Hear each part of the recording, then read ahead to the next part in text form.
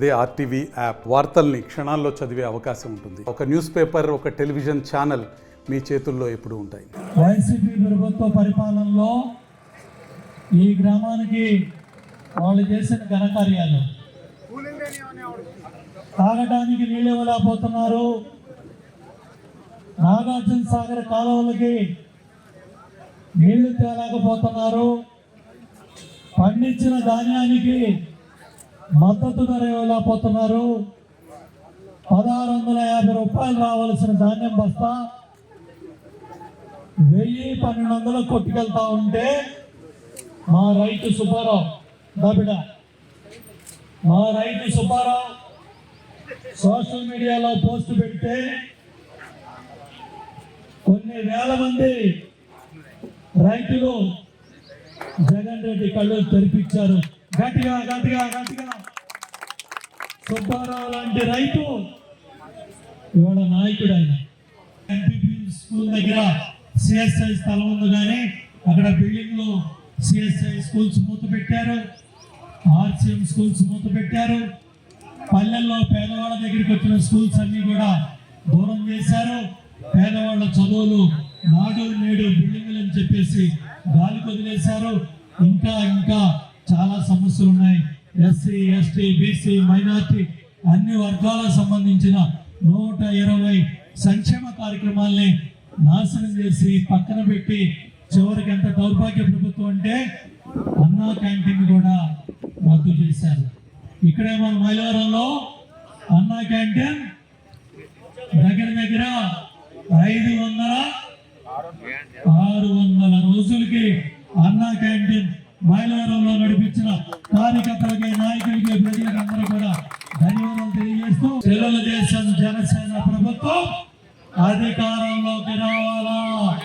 ఇవాళ చంద్రబాబు నాయుడు గారు, పవన్ కళ్యాణ్ గారు కలిసి ఏ విధంగా అయితే ఈ దుర్మార్గ ప్రభుత్వం మీద, జగన్ రెడ్డి ప్రభుత్వం మీద పోరాటం చేస్తా ఉన్నారో, అదే విధంగా వాళ్ళ నాయకత్వంలో మనందరం కూడా కార్యకర్తల్లాగా, నాయకుల్లాగా కలిసి పోరాటం చేద్దామని, మళ్ళీ తెలుగుదేశం జనసేన ప్రభుత్వాన్ని అధికారంలో తెచ్చుకుందామని, చంద్రబాబు నాయుడు గారిని ముఖ్యమంత్రిగా చేసుకొని మనం చింతలపూడి గోదావరి తల్లి నీళ్ళ నాగార్జున సాగర్ కాలువలకి, మేజర్లకి, మైనర్లకి, చెరువులకి తెచ్చుకోవాలా.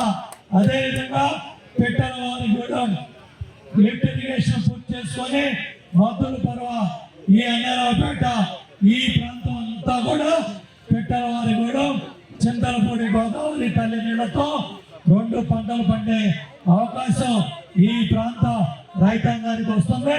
చంద్రబాబు నాయుడు గారు 4101 కోట్లు ఖర్చు పెట్టారు.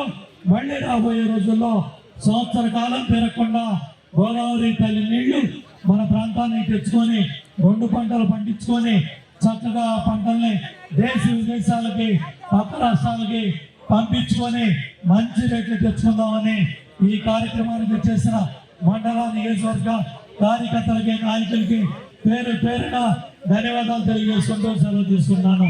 జై చంద్రబాబు గారు, పవన్ కళ్యాణ్ గారి నాయకత్వం, తెలుగుదేశం జనసేన ఐక్యత. Thank you. నిజంగా ఈ పంచాయతీ మొన్న కూడా తెలుగుదేశం గెలిచిందంటే మీ నాయకులకి, కార్యకర్తలకి అందరికీ వందనాలు.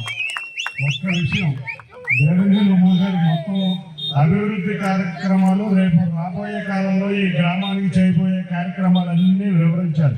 కానీ నేను చెప్పబోతున్నాను, 2014-19 మధ్యలో తెలుగుదేశం ప్రభుత్వంలో దేవినేని ఉమా గారి ఆధ్వర్యంలో ఎన్నో అభివృద్ధి కార్యక్రమాలు ఈ గ్రామంలో జరిగాయి. కాబట్టి అందరూ మనం ఒక్క ఛాన్స్ అన్న విషయాన్ని మోసపోయాం.